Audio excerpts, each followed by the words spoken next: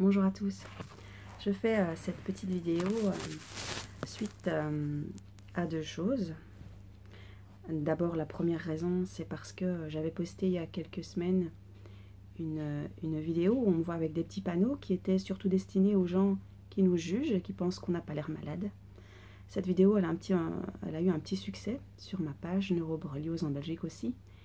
Et ça m'a fait comprendre à quel point on pouvait être blessé par ces remarques inappropriées et à quel point on pouvait avoir ce sentiment d'être illégitime par rapport aux autres malades atteints d'une maladie qui se voit.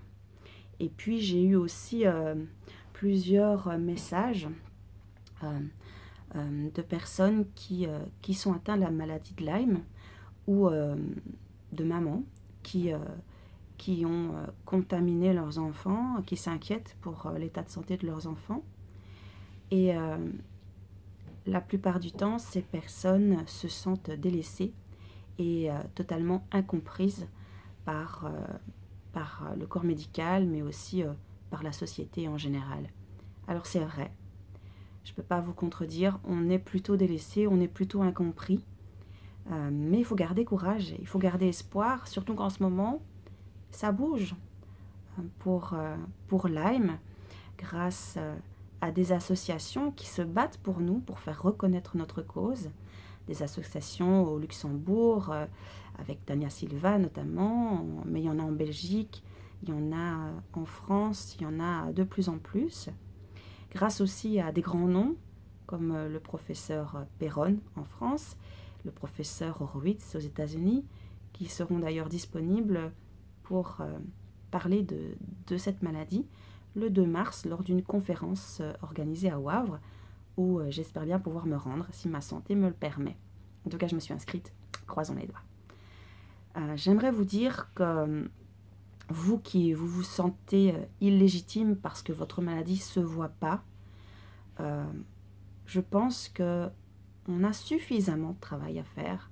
C'est déjà un combat tellement difficile pour se lever le matin, pour rester debout la journée, pour contrôler ce corps qui, de temps en temps, n'est plus le nôtre.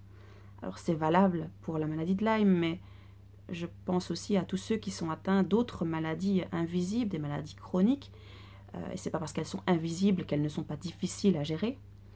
Je pense à la fibromyalgie notamment, la maladie de Crohn, évidemment nous, la maladie de Lyme.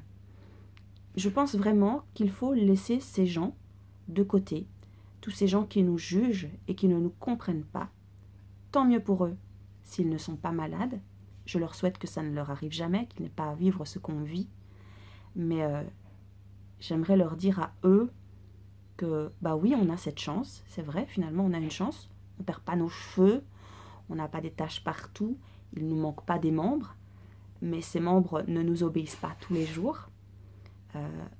Là, par exemple, en ce moment, ça ne se voit pas sur mon visage, mais j'ai perpétuellement un courant électrique dans le dos. Ça fait plus de 2 semaines que j'ai un mal à la tête qui ne me quitte pas, des nausées, tout le temps. J'ai évidemment les douleurs articulaires, musculaires, qui se diffusent un peu partout dans le corps, tout au long de la journée.